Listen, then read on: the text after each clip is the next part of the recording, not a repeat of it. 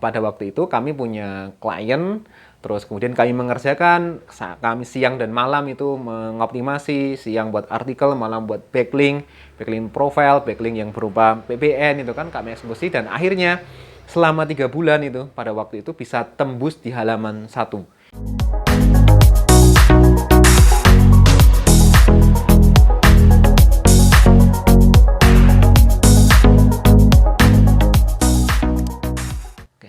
Assalamualaikum warahmatullahi wabarakatuh, sahabat pengusaha di seluruh Indonesia. Ya, insya Allah pada kesempatan kali ini saya Suryono dari Sewana Soleh mencoba share ya pengalaman kami mengeksekusi salah satu website yang pernah kami lakukan. Semoga ini bisa menjadi bahan pelajaran bagi sahabat semua ketika nanti akan mengelola website. Jadi materi kali ini tentang motivasi kita dalam mengelola website. Semoga nanti bermanfaat. Baik, kita cerita dulu ya. Pada tahun 2016 ya, saya sendiri itu melakukan pengerjaan optimasi website untuk kata kunci rental mobil Jogja. Kita tahu Yogyakarta itu salah satu kota tujuan wisata di mana bisnis wisata dan yang berkaitan dengannya termasuk rental mobil itu sesuatu yang sangat bernilai seperti itu.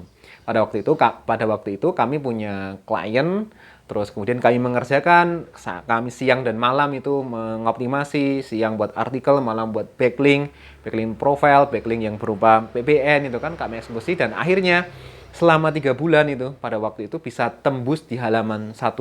Itu prestasi yang kami sendiri nggak menilai, nggak mengira bakal sampai seperti itu hasilnya seperti itu.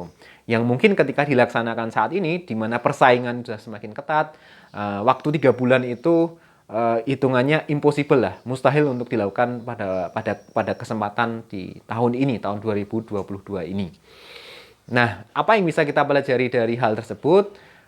Tentunya akan kami share kepada sahabat pengusaha seluruh Indonesia semuanya.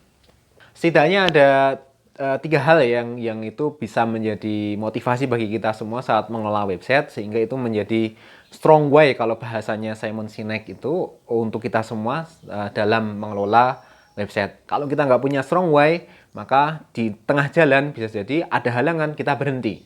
Namun ketika strong way kita kuat, kita laksana orang yang siap menembus gunung, siap untuk naik gunung, siap untuk memutar haluan itu kan agar bisa melewati gunung tersebut.